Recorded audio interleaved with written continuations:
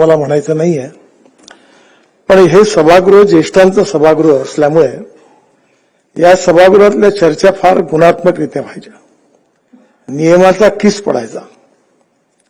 आणि मला आठवतं एकदा विष्णू अण्णा पाटील त्यांचे चिरंजीव इथे आमच्यावर विधान, ते एक दिवस मला म्हणाले, कुठे अभ्यास करता, कुठून येता, किती बोलता, किती डोकं दुखवता, माझ्यासारख्याला पागल व्हायची वेळ आली म्हणा, असं ते गमतीने म्हणाले होते. इतकी चर्चा व्हायची की एकदा आम्ही विधानसभा अधिवेशन संपलं, पण त्याचं नियमावर बोट ठेवून आम्ही सुशील कुमार शिंदे मुख्यमंत्री होते, त्यांना पुन्हा विधानमंडळाचं अधिवेशन बोलावं लागलं. अशी नामुष्की सरकार आली, त्याचा उपयोग केला, पुन्हा आले वापस. त्यामुळे नियमाची लढाई व्हायची. या सभागृहामधलं सगळ्यात मोठं, सगळ्यात लक्षात ठेवण्यासारखं काही असेल तर विशेषतः यशवंतराव चव्हाण, वसंतदादा पाटील, जमशेदजी टाटा यांच्या निधनानंतर या सभागृहात त्यांच्यावर झालेली भाषणं, आणि यामध्ये स्वर्गीय प्रमोद नवलकर हे उत्तम मराठी साहित्यिक होते, आणि त्यांनी वसंतदादांबद्दलचं, यशवंतराव चव्हाणांबद्दल केलेलं भाषण हे खरं म्हणजे डोळ्यात पाणी आणण्यासारखं होतं. आम्ही ते विसरूच शकत नाही. टाटांच्या मृत्यूनंतर, जमशेदजी टाटांच्या, त्यावेळी या सभागृहाने श्रद्धांजली, त्यातली भाषणं, केवळ श्रद्धांजलीची भाषणच हा एक इतिहास आहे. कारण प्रबोधन, प्रशिक्षण आणि रिसर्च, संशोधन या त्रिसूत्री लोकशाहीमध्ये खूप महत्वाचे आहेत. आणि आता जे भाषणं झाली हा जरी भूतकाळ असला तरी वर्तमान काळामध्ये त्याचं अध्ययन करून भविष्याकरता भूमिका ठरवण्याकरता त्याचा उपयोग होतो. या सभागृहामध्ये विशेषतः ज्या ज्या प्रकारे विदर्भ, मराठवाड्याचा अनुशेष, त्याची चर्चा तर बऱ्याच वेळा व्हायची. दादा त्या काळात अर्थमंत्री होते, त्यावेळी बी.टी. देशमुख आणि मी, आम्ही सगळेजण विदर्भ, मराठवाड्यातले आमदार एकत्र करून सातत्याने संघर्ष करायचो. त्यावेळेचे राज्यपाल महोदय डॉक्टर अलेक्झांडर यांच्याकडे जायचो, आणि शेवटी शासनाला मागासलेल्या भागाकरता, अनुशेष दूर करण्याकरता आदेश काढावे लागले. मला एक गोष्ट लक्षात आली की काही वेळा अशी स्थिती आली की एखादा मंत्री जर आपल्या विभागात काम करू शकत नसेल तर तो आमच्या कानात सांगायचा की तुम्ही प्रश्न विचारा किंवा लक्षवेधी लावा, मी उत्तर देतो. कारण ते जर रेकॉर्डवर आलं तर ते सरकारला करावं लागायचं, पण त्याला डायरेक्ट करण्यामध्ये अडचण होती. म्हणजे जे मंत्रीही करू शकत नाही ते या सभागृहातल्या प्रश्नांनी आणि लक्षवेधीने अनेक गोष्टी साध्य झाल्या. विशेषतः शेतकऱ्यांचे प्रश्न असतील, साहित्य, संस्कृती, कला, शिक्षण या सगळ्या विषयामध्ये विस्तृतपणे चर्चा व्हायची, आणि ही चर्चा अतिशय गुणात्मक व्हायची. स्वर्गीय जयंतराव टिळक सभापती होते, ते उत्तम पत्रकारही होते. त्यांचं वर्तन, व्यवहार हा लोकशाही परंपरांना आदर्शित करणारा होता. त्यानंतर गवई साहेब होते, नासो फरांदे होते, सोरेबान वहाणे होते.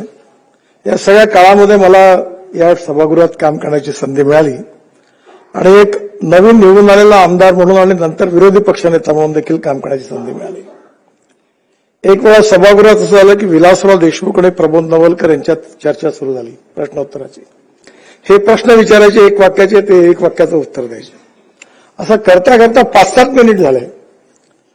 कारण विलासराव ही अतिशय उत्तम वक्ते होते आणि नवलकरही अतिशय उत्तम आणि अभ्यासू वक्ते होते. शेवटी जयंतराव टिळक उभे राहिले आणि म्हणाले, सामना बरोबरीत संपला. दोघांचं कौशल्य, एखादा प्रश्न विचारण्याचं आणि एक उत्तर देण्याचं, हे त्या काळात बघायची संधी मिळाली. या सभागृहामधल्या अनेक चर्चांमध्ये विशेषतः सभागृहात अनेक ज्या सूचना झाल्या त्या सरकारने स्वीकारल्या. याचं कारण त्यात पक्षीय अभिनिवेश नव्हता. खरं म्हणजे लोकशाही आपली ज्या 4 स्तंभावर उभी आहे, एक म्हणजे इंडिपेंडेंट, इम्पार्शियल आणि फेअर ज्युडिशरी, दुसरी आपली लेजिस्लेटिव्ह विंग, तिसरी एक्झिक्युटिव्ह विंग म्हणजे आपले अधिकारी, आणि चौथी जी आहे ती मीडिया आहे. आणि हे 4 स्तंभ जे आहे यांच्या संविधानाने आपल्या अधिकार आणि कर्तव्य, जबाबदाऱ्या स्पष्ट केलेल्या आहेत. आणि त्याप्रमाणे काम करत असताना विशेषतः सभागृहामध्ये ज्या चर्चा होतात त्यात पक्षीय अभिनिवेश दूर ठेवून राज्याच्या आणि जनतेच्या हिताकरता अनेक वेळा अनेक निर्णय घेत असताना या सभागृहाच्या चर्चा अतिशय उत्तम रीतीने आपल्या राज्याकरता उपयोगी ठरल्या. खरं म्हणजे एवढं मोठं पुस्तक निघालं आणि मला आता त्या काळातले योगेशजी आणि विलासजी हे दोघं त्या काळात होते तेवढे माझ्या लक्षात आहे. पण आता त्यावेळेचे कोणी आमदार बहुतेक आता आहेत नाहीत काही लक्षात नाही. पण एक या सगळ्या इतिहासामध्ये अनेक लोक काळाच्या ओघात निघून गेले. कारण ज्याचा जन्म होतो त्याचा मृत्यू अटळ आहे. हा यावत चंद्र दिवा करून नियम, याला कोणीही अपवाद नाही. आणि म्हणून तो जीवनात जगला किती यापेक्षा जीवन जगला कसा हे जास्त महत्वाचं आहे असं लोकमान्य टिळकांनी सांगितलं. त्यामुळे संसदीय लोकशाहीच्या इतिहासामध्ये जनतेकरता, रयतेच्या कल्याणाकरता ज्या लोकांनी या ठिकाणी अतिशय प्रभावीपणे आवाज उचलला त्या सगळ्यांचं जे काही एकंदरीत चित्र आहे, जे आपण सगळ्यांनी या ठिकाणी जे मांडलं आणि ज्या सरकारने संवेदनशील सरकारने निर्णय पण घेतले आणि त्याचे परिणाम समाज मनावर अनेक ठिकाणी बघायला मिळाले. दुष्काळाची स्थिती आली तर अनेक वेळा अनेक मार्गाने आवाज उठवला, अनेक वेळा संघर्षाचे स्वरूप आलं. या सभागृहामधली एक सुंदर गोष्ट आहे की त्या काळामध्ये छगन भुजबळांच्या नेतृत्वाखाली पहिल्यांदा शिवसेना फुटली आणि त्यावेळी 7-8 आमदार जे शिवसेनेचे गायब झाले होते, कुठेच नव्हते. कुठे गेले कोणाला माहिती नव्हतं. आणि अचानक त्यावेळी सुधाकर नाईक मुख्यमंत्री होते आणि अचानक ते सगळे आमदार या विधानसभेत ते मागच्या दाराने एकदम प्रकट झाले. त्यावेळी विरोधी पक्षात आपल्यातून आमदार फुटले याबद्दलची नाराजी होती. सत्तारूढ पक्षात त्यांना संरक्षण होतं आणि त्याच्यात भरपूर गदारोळ झाला आणि मग शेवटी चर्चा अपूर्ण झाली, पण सभागृह स्थगित झालं होतं. अशा अनेक गोष्टी. पदमसिंग पाटील बहुतेक गृहमंत्री होते. म्हणजे या सगळ्या सभागृहातले अनेक काही गोष्टी अशा आहेत, काही आनंदाच्या आहेत, काही कुठेतरी कटुस्मृती आहेत, वादविवाद झालेत. पण एक गोष्ट मात्र महाराष्ट्राची विशेषता आहे आणि तुम्हाला ही महाराष्ट्रात राहून कधीच लक्षात येणार नाही. मी जेव्हा लोकसभेमध्ये होतो तेव्हा मनोहर जोशींचा एक सत्कार झाला. त्यावेळी शरद पवार साहेबांना आम्ही सगळे एकत्रित मुंबईला होतो. तर मुलायमसिंग यादव ते आता वारलेत, मोठे नेते होते. ते मला बोले, नितिन तुम मनोहर जोशी के सत्कार में तुम और शरद पवार साथ में थे? बोला हाँ. बोले आपके ऐसा होता है? बोला हाँ होता है. बोले कैसे होता है? बोला हमारे अच्छे संबंध है, राजनीति अपने पास है, मैं अपनी पार्टी और विचारधारा छोड़ता नहीं, वो अपनी छोड़ते नहीं, उनको जो करना है वो करते, मुझे करना है वो मैं करता हूं. दोनों की मर्यादा भी स्पष्ट है, पर व्यक्तिगत संबंध कभी बुरे नहीं होते, दुश्मनी नहीं होती, अच्छे संबंध रहते.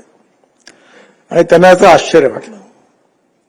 आणि मग मला 2 गोष्टी आठवतात की आपल्या महाराष्ट्रातली सगळ्यात मोठी संसदीय परंपरा चांगली होती, ज्याच्यात यशवंतराव चव्हाणांपासून त्यानंतर वसंतदादा पाटील, शरद पवार साहेब आणि सुधाकरराव नाईक आणि मनोहर जोशी या 5ही मुख्यमंत्र्यांच्या काळामध्ये मी बघितलं की विरोधी पक्ष आणि सत्तारूढ पक्षामधले जे संबंध होते ते खऱ्या अर्थाने लोकशाहीत काम करणाऱ्या प्रत्येक आमदाराकरता आदर्श होते.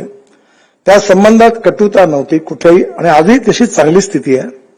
पण त्या काळामध्ये जी प्रथा परंपरा महाराष्ट्राने प्रस्थापित केली ही तुम्हाला आश्चर्य वाटेल, ही प्रथा आज देशातल्या अनेक राज्यात नाहीये.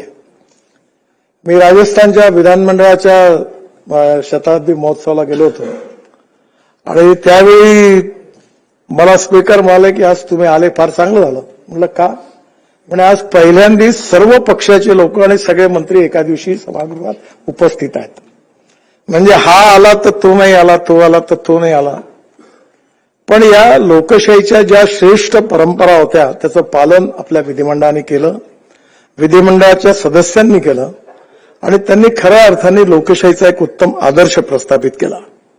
आणि त्यामुळे तेव्हापासून ही प्रथा सुरू झाली की जी भविष्यातली पिढी आहे तिचं जर प्रशिक्षण चांगलं व्हायचं असेल तर आपल्याला खऱ्या अर्थाने राष्ट्रकुल संसदीय मंडळाच्या मार्फत त्या सगळ्यांच्या प्रशिक्षणाची व्यवस्था केली पाहिजे. आणि त्यातून मग शाळेतले महाविद्यालयातले मुलं या ठिकाणी यायला लागली आणि मग त्या ठिकाणची अनेक इतिहास भाषणं, प्रश्नोत्तर खूप काही शिकायला मिळतं. मी एका पत्रकाराला, मोठ्या पत्रकाराला गमतीने विचारलं की तुम्ही पत्रकार आहात, चांगला प्रश्न विचारा, पण तुम्ही क्रिमिनल लॉयर नाही आहात. एखाद्याला अपमानित कसं करता येईल, त्याला खाली कसं दाखवता येईल, असे प्रश्न विचारून तुम्हाला वाटत असेल तुम्ही खूप मोठं काम करता, पण तुमची पब्लिक इमेज बिघडणार. कोणाच्या दोषावर बोट ठेवून त्याच्या जखमेवर मीठ चोळून त्याला अपमानित करणं आणि क्रिमिनल लॉयर सारखे प्रश्न विचारणं ही काही पत्रकारिता नाहीये. तसं विधानमंडळामध्ये देखील अतिशय कठोरपणे आपले शब्द वापरत असताना त्यामधून जखम होता कामा नये, रक्त निघता कामा नये, पण प्रहार मात्र उत्तम झाला पाहिजे, हेही एक कौशल्य होतं. आणि या सभागृहाने ते कौशल्य पाळलं. विठ्ठलराव हांडे त्यावेळी आमच्या विरोधी पक्षनेते होते, दिवा पाटील सभागृहामध्ये होते, बी.टी. देशमुख होते, प्रमोद नवलकर होते, मनोहर जोशी त्यावेळी होते, सुधीर जोशी होते, अण्णा डांगे होते, आणि या सगळ्या काळामध्ये बी.टी. देशमुख होते. आणि या सगळ्यांच्या काळामध्ये मला आठवत आपले जळगावचे मराठी कवी नागो महानोर ते आपले सदस्य होते. मराठी साहित्यावर अतिशय सुंदर त्यांची भाषणं त्यावेळी झाली. खरं म्हणजे हा एक खूप मोठ्या विचारांचा ठेवा आहे. या भूतकाळातल्या अतिशय उत्तम कधीही न विसरणाऱ्या अशा स्मृती आहेत. खरं म्हणजे भविष्यातली स्वप्न ज्यांना बघायची असतात त्यांच्या डोळ्याच्या मागे विचार दडलेले असतात. आणि या विचारांची प्रेरणा जी मिळते ती कुठेतरी चांगल्या ऐकण्यातून, चांगला विचार करण्यातून, चांगल्या वाचनातून मिळत असते. आणि त्यातूनच आपल्या सगळ्यांनी प्रयत्नांनी ही लोकशाही प्रगल्भ केली. ती परंपरा या सभागृहाला प्राप्त झाली.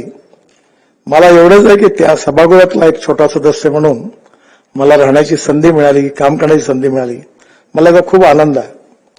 मधल्या काळामध्ये मी लोकसभेत असताना 1-2 वर्षापूर्वी माझ्या खात्यावर चर्चा झाली. त्यावेळी लोकसभा मी नव्हतो तिथे उपस्थित.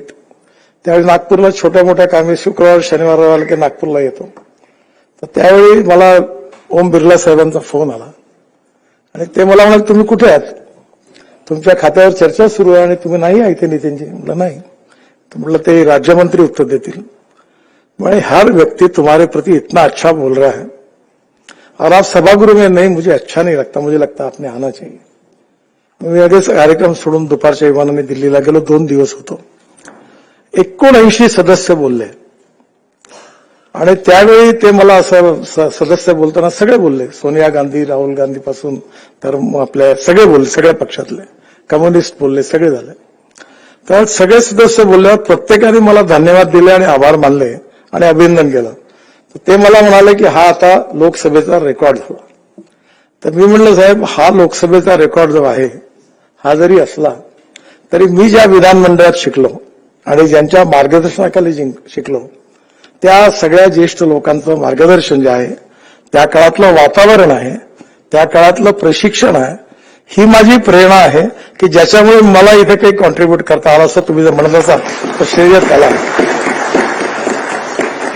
असं हे लोकशाहीचं मंदिर, सभागृह, त्याचं पावित्र्य, त्याचं श्रेष्ठत्व आणि आपल्या विचाराची प्रगल्भता आणि लोकशाहीमध्ये गुणात्मक परिवर्तन करण्याची आपल्या सगळ्यांच्या मनामध्ये असणारी इच्छाशक्ती, त्याच्या आधारावर हा विचार संग्रह भाषण रूपाने संकलित केलाय सभापतींनी.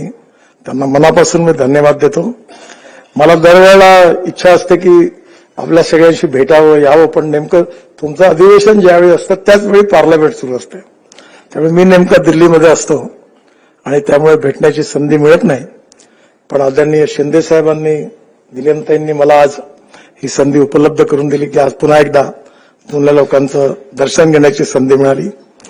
पुन्हा एकदा या सभागृहात आल्यानंतर जुन्या स्मृतींच्या आठवणी पुन्हा एकदा त्या सगळ्या आठवल्या. आणि पुन्हा एकदा, कारण इतिहास जो असतो हा भूतकाळातला इतिहास याकरता महत्वाचा असतो की वर्तमान काळात भूतकाळातला इतिहास जर आपण नीट आठवला तर भविष्य काळात काम करण्याची उत्तम प्रेरणा मिळते. हेच त्या इतिहासाच्या मागे असतं.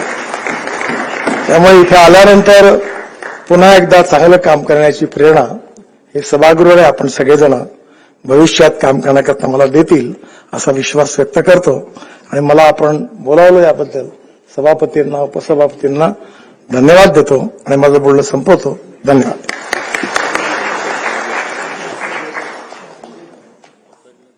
स्मृतींची जाळता पाने